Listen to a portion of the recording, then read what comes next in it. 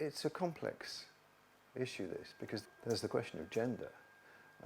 There's also the question of the masculine and feminine in all of us. Yeah. And this, to some extent, goes back to the influence of psychotherapy within the Climate Psychology Alliance, which is that although there's I would say, a fair gender balance in terms of clinical practice of men and women involved, I think that men who are involved in psychotherapy have to develop what could be considered a feminine quality, of receptivity and self-containment, and facilitating the other, which some psychotherapists would say is modelled on a notion of good mothering. Okay. That's obviously a gross simplification.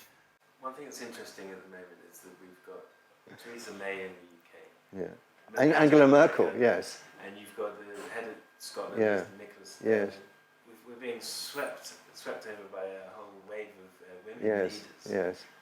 Yes. I wonder how prominent what I would call the feminine is.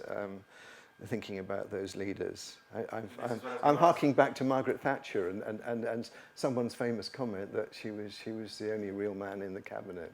But is that something that's relevant here?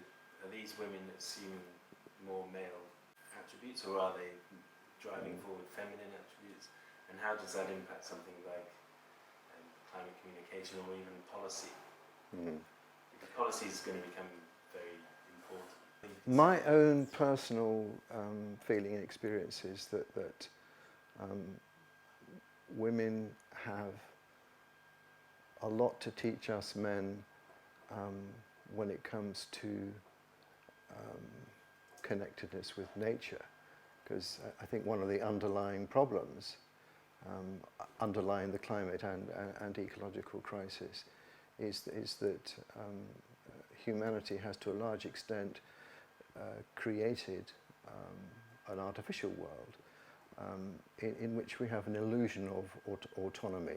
Yeah. What comes to my mind here is Tony Juniper's statement that the human economy is a wholly owned subsidiary of global ecology, not the other way around.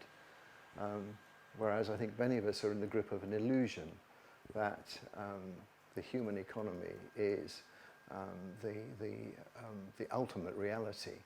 And we see this in political compromises around climate change all the time. Yeah. It's as if it's impossible for us to forget that. And I think that the feminine quality of connectedness with nature has a great deal to teach us.